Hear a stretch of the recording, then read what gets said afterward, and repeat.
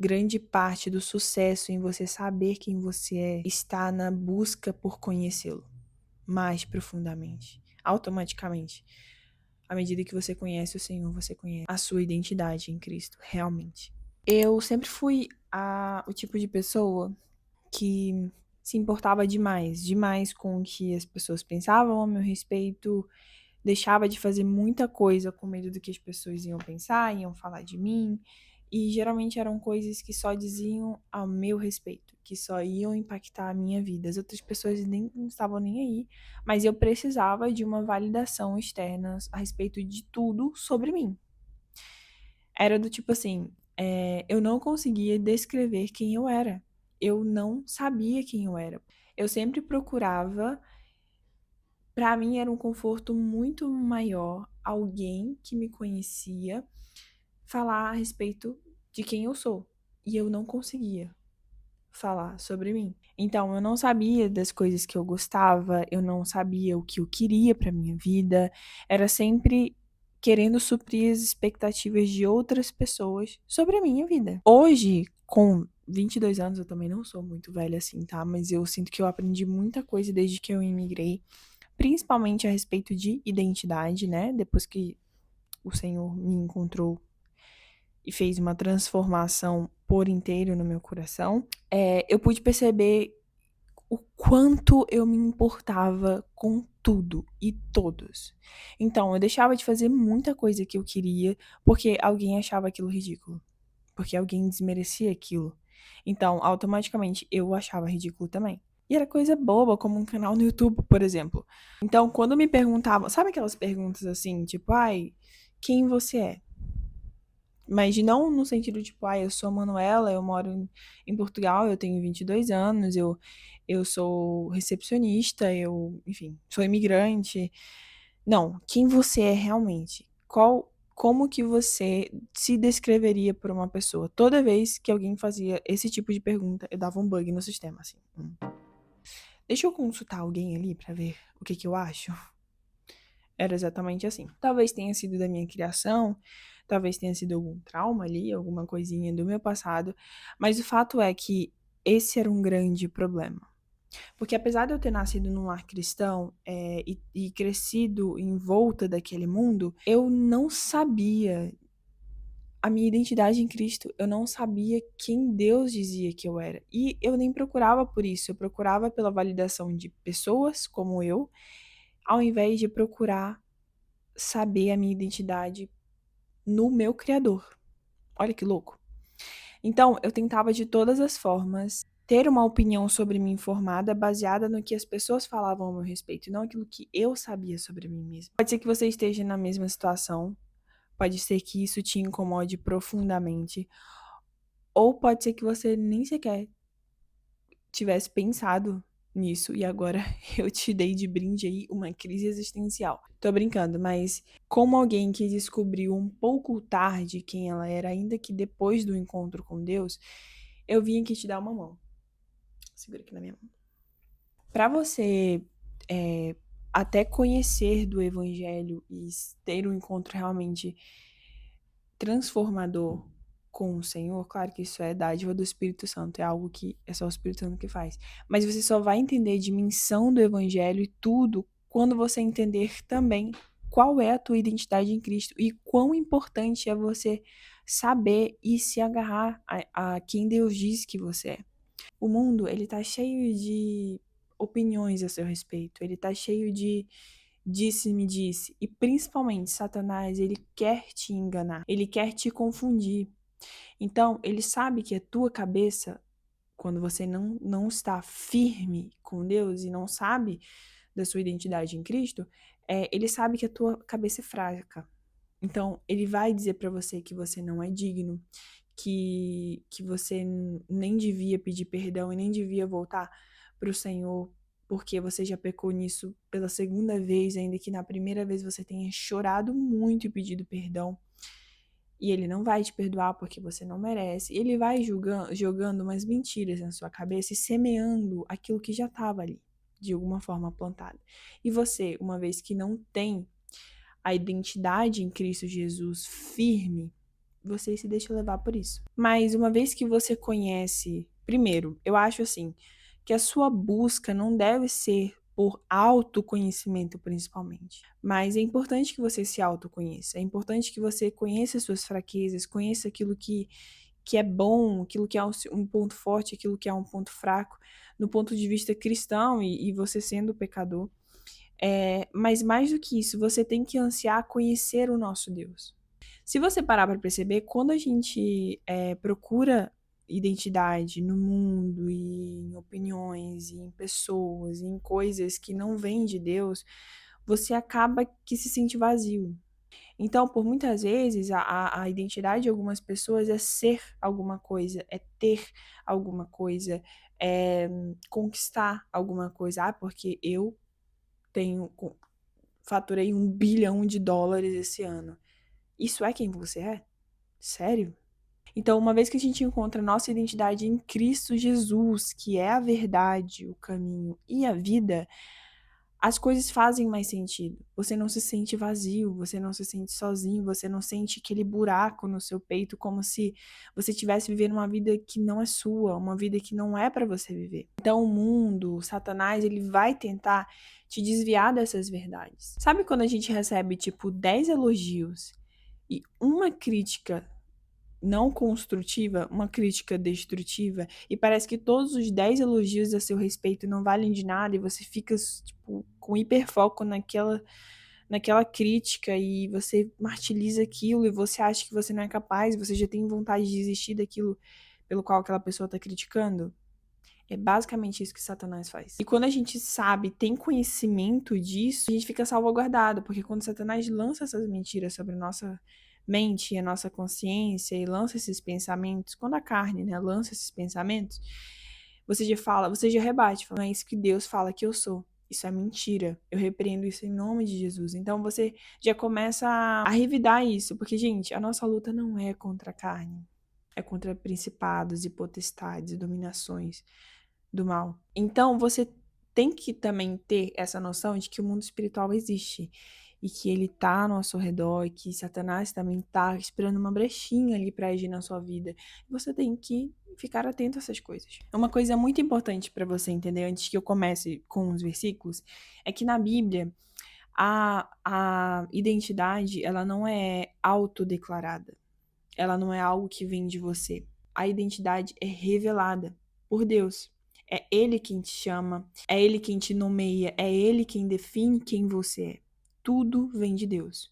Então não é algo que se eu buscar, quanto mais eu buscar, quanto mais livros eu ler, quanto mais pessoas eu conhecer, eu vou saber quem eu sou, eu vou encontrar minha identidade. Não. Quem diz quem você é, quem te nomeia, quem te define é Deus. Por exemplo, quando Abraão se chamava Abrão antes, com Jacó, que depois se tornou Israel, com Simão, que depois se tornou Pedro. Então, Deus tem essa característica, ele muda nomes, mas ele muda nomes porque ele muda naturezas. Quando Deus diz algo sobre você, então aquilo é uma verdade eterna. Então, leve muito a sério aquilo que Deus diz que você é, porque Deus não pode mentir, é contra a natureza dele. Deus é santo. Então, aquilo que ele fala ao seu respeito, tome posse. É verdade. Mas a todos que o receberam, aos que creem no seu nome, deu-lhes a prerrogativa de se tornarem filhos de Deus, os quais não nasceram de linhagem humana, nem do desejo da carne, nem da vontade do homem, mas de Deus. Primeira coisa que Deus diz que você é filho de Deus por meio do sacrifício de Jesus Cristo na cruz. Não é por mérito, não é por desempenho, não é o quanto você faz, não depende disso. Não é pela força do nosso braço, não é por ações, é por graça, não é por mérito, é por graça divina. Então, pensa comigo, é uma coisa que eu fico pensando às vezes assim, cara, o Deus que criou o universo. O universo. Imagina a coisa mais linda que você já viu. Pessoalmente ou na internet, a natureza é perfeita. Tudo isso foi criação do nosso Pai, que nos chama de filhos. Ele me ama. Não importa quantas vezes eu peque, eu sou filha dele. Eu não deixo de ser filha dele, nunca. Portanto, se alguém está em Cristo, é nova criação. As coisas velhas já passaram e surgiram coisas novas. Em Cristo você é nova criatura. Essa é uma das coisas que me pega bastante, porque é uma das mentiras que Satanás lança sobre a nossa mente, às vezes. De que aquilo que você fez ontem, aquilo que você fez há 2 anos atrás, vai ditar quem você é, o Senhor, ele vai olhar pra ti com aqueles olhos de tipo assim, você fez aquilo naquele dia, com aquela pessoa, você pecou naquela altura, você fez muita coisa errada antes da sua conversão. Então são mentiras que Satanás vai colocando, sabe? Coisas que ele vai alimentando. E a palavra de Deus combate isso. Portanto, se alguém está em Cristo, é nova criatura, as coisas velhas se passaram, eis que tudo se fez novo. Nenhuma condenação há para aqueles que amam a Deus. Agarre essa verdade. O Senhor, ele não te condena. Não é que você vai pecar como se nada fosse, mas referente àquilo que você fez, aquilo que você foi, ficou tudo para trás. O Senhor, ele perdoou os seus pecados por inteiro. Não foi médio, não foi aquele perdão meio desconfiado. Não, o Senhor perdoou os seus pecados. Então agarre essa verdade. Você é nova criatura em Cristo Jesus. Ele te deu uma vida. Ele te deu uma oportunidade de viver quando nós estávamos mortos dos nossos delitos e pecados.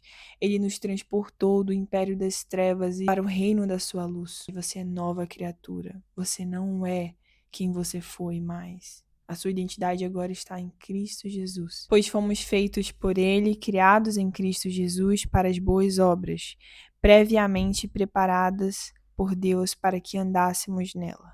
Você é feitura de Deus. Você foi feito, você foi pensado por Deus. Você foi escolhido, você foi feito por um propósito. Então, não existe uma vida sem propósito. Então, cada detalhe da tua vida foi pensado por Ele.